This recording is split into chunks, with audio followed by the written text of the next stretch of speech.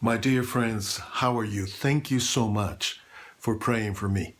Here I am, in one piece, delighted, more rested, more energetic than I've been in years, thanks to 10 days practically locked in my bedroom fighting the coronavirus.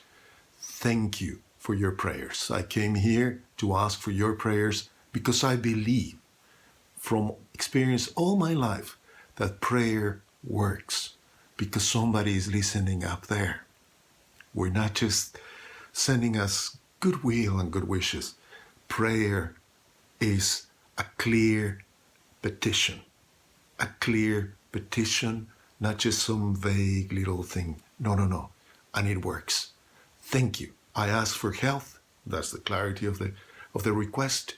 And your prayers to God, because God answers and God listens to our prayers. So thank you very much. Here I am. I am elated and delighted that I didn't even have to go through the very serious symptoms and complications that are the real danger with corona. As you know, it's mostly a bad flu, except that at some point it will attack, like an ordinary flu, it will attack the respiratory tract, except that it gets much deeper. And once it gets to the lungs, it can cause serious damage. By the time your body manages to deal with it, it can be 2 or 3 days that you may not survive because it's so vicious and so efficient in its attack. So thankfully, I didn't have to go through that, and I'm so grateful for that. I am not a medical expert, and I don't think there's really one prototypical way to know this is what's going to happen. I can tell you what my experience was. It started with very bad muscular pain. All my body was aching like I've never had before for a couple of days. And just going up the stairs here at home, we have a 2-story home, and just getting up to the loft was, quite an adventure. It was painful, simply because my whole body was aching like I had run a marathon, like I had been,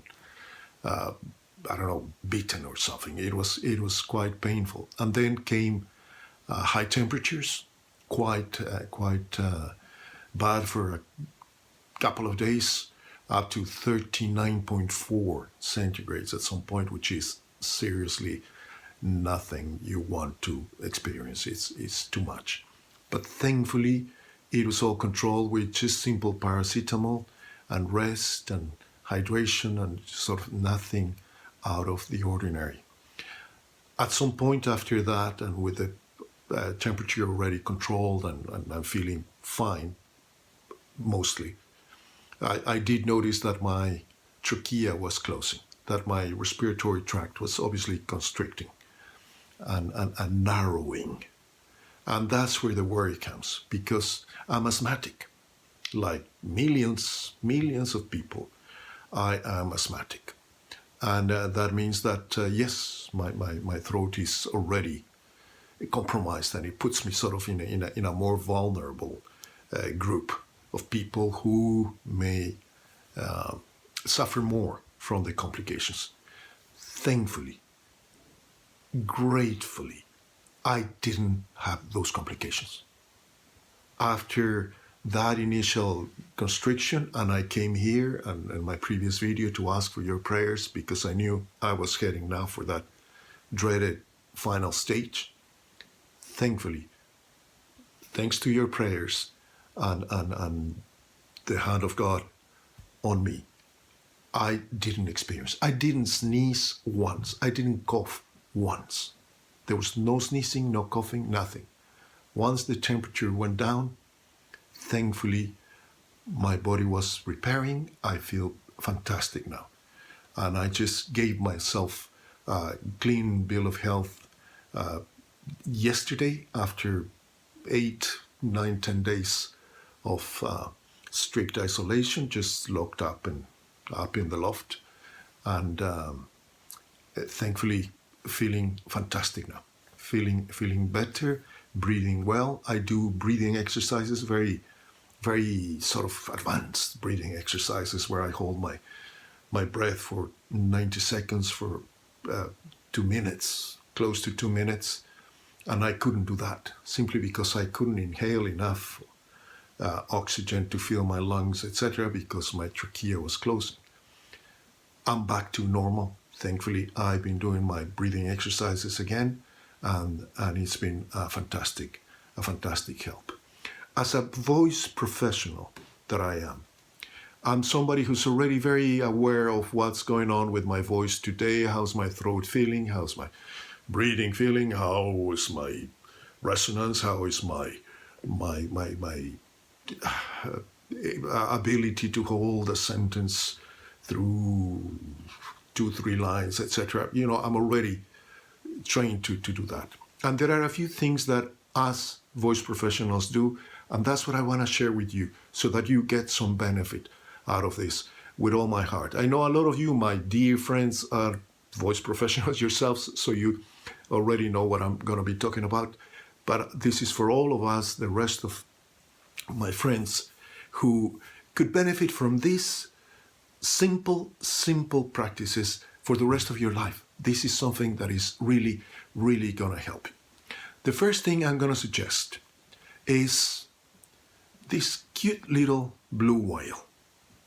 This little blue whale is for a saline nasal wash. Yeah. It doesn't look very pretty when you do it, but it's fantastic. And you only have to do it once a day, or even, a couple of times a week. I'm down to a couple of times a week or something like that. And it's super simple. You just fill it up with tepid water, put a little packet of salt that they send you. It's a saline solution that they send you that's got a bit of bicarbonate apart from the sodium. And you just inhale. This is just a pump. Like for a baby, it's like the ones we use for babies' noses. Except that you're pushing it in from one side and it comes out the other side. So you better do this over your hand basin or over a bowl or something, because there's going to be a lot of splattering and splashing. So one side and comes the other, then change this side so it comes the other, and back and forth until you finish this, which is going to be very simple, terribly simple. It's very cheap and it's very good. It will clear your nose. And, for those of us with rhinitis or rhinitis, however you pronounce it, rhinitis, I would say in Spanish, it's that where you're constantly having to blow your nose because you feel, some blockage there. It's wonderful. You do it in the morning, the rest of the day, you're absolutely happy and delighted. It's not pretty, but, it could be worse. I don't know if you know how yogis do the operation, but they actually use a handkerchief. And it goes in one way. Somehow, I don't know how, they managed to pull it the other way and back and forth, which sounds even more gross than the little blue whale. So it's just a simple thing. It's not going to heal you. It's just to support your general breathing and health. That's a wonderful thing. Now, the best advice any voice professional can ever give you is inhaling steam. That's it. You inhale steam because the steam is medicine. This is a steam inhaler. That's all it does. It's just a nice little pot, which you can get from Amazon, from, the internet somewhere, eBay, I'm sure, or a big pharmacy. And it's just that, just a steam inhaler. And all it takes is just boiling water, and then which you pour inside, and then you just have to breathe. Inhale, inhale through your mouth, exhale through your nose. And obviously the steam then is going back to your the back of your nose to your throat and healing and cleansing and tonifying your whole breathing tract, which is fantastic for you. That's a wonderful thing. But you don't even have to plunk for the posh thing. I'm a voice professional. To me, this is a professional expense. And yeah, this is terribly simple because this is the simplest, easiest way. It's like, the peace pipe of the Indians. I just open my Kindle. You can do it while watching TV. You're just watching TV and you don't even have to pay attention. That's what I'm saying. I read a book. I'm reading a fantastic novel by Arturo Pérez Reverte right now, which is my favorite author, and etc. While I'm doing my inhaling. And that's a wonderful thing. But you don't even have to do that. You can there's no special equipment. You just need to have boiling water, a couple of cups, just half a liter of boiling water. Just pour it into your hand basin in your bathroom, somewhere where it's stable. If you don't manage to block so that it doesn't drain your hand basin, then use a bucket, use a bowl, use whatever. It's just somewhere sort of a good size. What you're going to be doing is once you pour the steaming water, you're going to bend over it with a towel, and you pull a towel over your shoulders and your head like you're Batman. And then you just lean over the steam and sort of close yourself inside this beautiful steamy environment and just breathe for 5 minutes. It's magic. It's medicine to your voice, to your throat, to your nose, even to your skin, because this is like a sophisticated posh sauna for your whole face. You will sweat, yes, of course you're gonna have to. You have a towel at hand, just dry yourself up and carry on. 5 minutes of that, no effort, no investment, no complicated gear. It's just as simple as that. And that is the best thing you can do. Some people add salt, some people add alba's oil, you can add Vicks, a bit of, any eucalyptus menthol kind of unguent, one of those that you sort of rub. You can dissolve it with a spoon, etc. And then, of course, yes, if you add that, it's going to be even more tonifying and more clarifying because the eucalyptus or the menthol will definitely clear and open any blocked nasal passages that are. You're going to breathe so much better. You're going to feel relaxed. It's a wonderful thing. And that will really help your throat if you start having cough, etc. and feel irritated. That's something you can do the rest of your life. One wonderful extra benefit right now with the steam.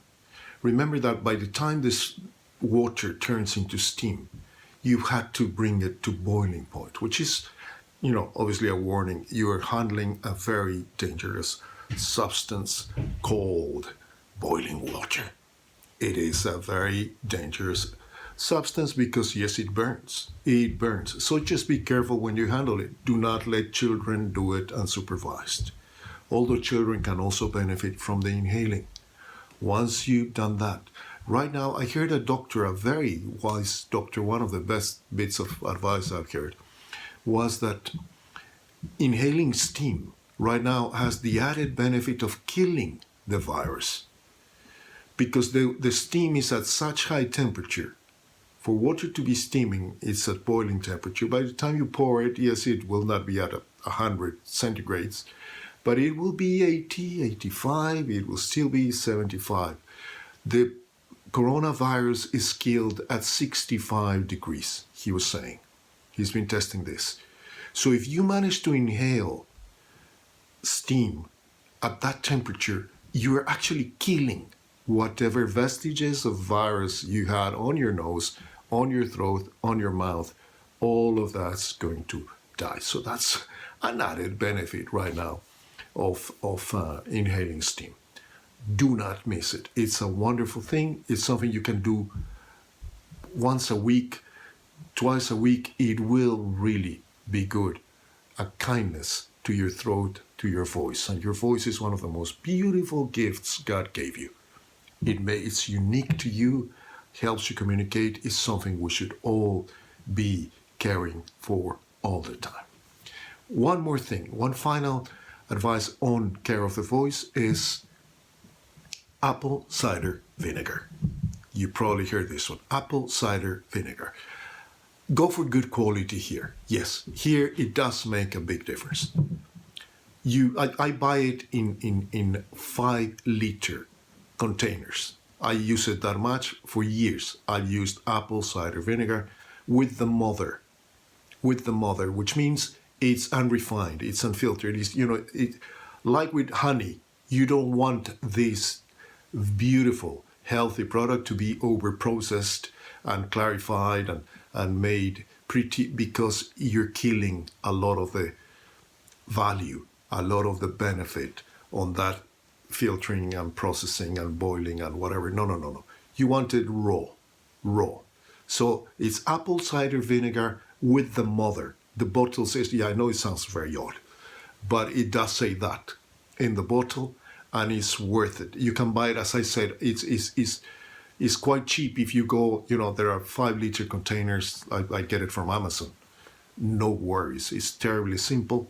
You add 1 spoonful of that to a glass of water, and some people just gargle and spit. I actually slowly drink the whole thing, and I can feel how it is repairing my throat, my voice, my vocal tract. You can feel it. So if your voice is irritated, and much more if you have a cough, if you're really husky and there's a bit of pain there, it's wonderful. It's a gentle, simple thing. Don't drink it raw. It's too strong. Don't just go and drink it raw. But dilute it, as I said, on a glass of water. And I even add honey and lemon. And it's the most beautiful thing. I drink half a liter of that every morning. My first meal or food stuff of the day is always that half a liter of, with a good squeeze of the, I probably use a couple of spoonfuls worth, and another couple of spoonfuls of very good honey. I also buy good honey, and half a lemon, and that's it. I drink that in the morning, rehydrates, cleans, clears, heals. Wonderful, simple home remedy to care for your voice. What else can I say? Apart from my thanks again, let me just dare to give you a piece of advice. Do not be watching the news all the time. What's the point? What is the point? There's nothing you can do. Don't put yourself in a situation where you're bombarded by bad news, where you're bombarded by people's anxieties and people's negativity. That's going to drag you down. Don't let it happen. Don't put yourself through that. Don't let your children, your family be exposed to all that negativity. Sadly, currently it's going to be mostly bad news. You don't need to hear it. It makes no difference to you that there's 100 more cases in Italy or 89 more cases in Spain, and now finally the Germans are also succumbing because they had 56. It's not the Olympics. Come on, for goodness sake, who cares? Unless you can do something. You shouldn't even be listening. It's almost like immoral to be, feasting on somebody else's misery. Don't. It's bad for your heart. It's bad for your mind. It's bad for your spirit. Don't.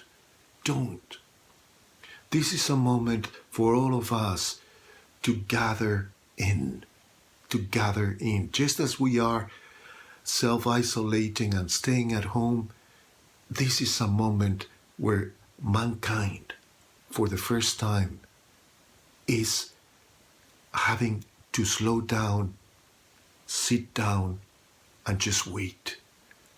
What a gift. What a civilizational moment that we get to relax, to sit down. Blaise Pascal said that, all of man's problems evolve from its inability to sit down quiet for half an hour in a room. Right now, we are having to do it for medical reasons, for health reasons. Let's make it count. This is a time for reflection. This is a time for introspection. This would be a fantastic time to start a diary, to know yourself, to get to know yourself. Now you have time to talk to yourself, to listen to yourself. And the best way to do it is in a diary. I put this in one of my podcast episodes. Don't miss it. RadiantWhispers.com. It's a story by Anton Chekhov, the great Russian master. And it gives me the chance to talk about writing a diary where you really express yourself. That would be such a great, great habit to acquire in this moment. And that will last you and bless you for the rest of your days. This is a moment for reflection, for introspection, for reassessing our goals, our priorities, our use of our energy, our creativity, our lives. God bless you. Thank you so much for your prayers for me. I am just elated. I had hundreds and hundreds of friends getting in touch. It's moving. I bless you, each and every one of you. Let's all pray together for each other. Just like you've been praying for me, and I can feel the difference, I'll be praying for you. Let's pray for vulnerable families. Shall we? Let's open our heart to vulnerable families. As you know, right now, a lot of vulnerable children and elderly and disabled people are being locked in with their victimizers. This is such a messed up world that homes can be the most dangerous environment for a lot of young people, mostly young people, for a lot of children. This is why the government delayed in closing schools. Yes, because sadly we know school is often the healthiest, safest, more creative and nurturing environment that a lot of children will experience in their day. That's why it's such a big decision to close schools. It's also the place where they may get some food, where they may get some respect, where they may get some safety, some education, something positive to think about, some clean, ordered space where they can develop their personalities. Sadly, right now, because of the lockdown, they are now locked in with adults who are very, very bad company. Let's pray for them. There are more cases of family violence, home violence, and there are going to be more cases of abuse even within families. This is awfully sad. Let's pray for those in greater difficulties than we are, those that are really running out of money, running out of food, who are losing their jobs, who may even have to lose their home because they cannot afford the rent anymore. Let's pray for all of them. You see, there's so much to pray for, and prayer works. This is a moment to really, really pray and extend our compassion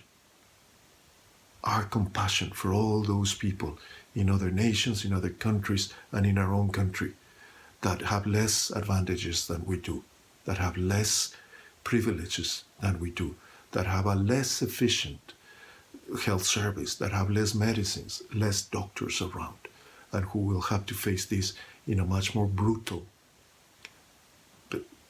raw way. So let's pray for all of them. And thank you again from the bottom of my heart for your prayers for me. I felt them.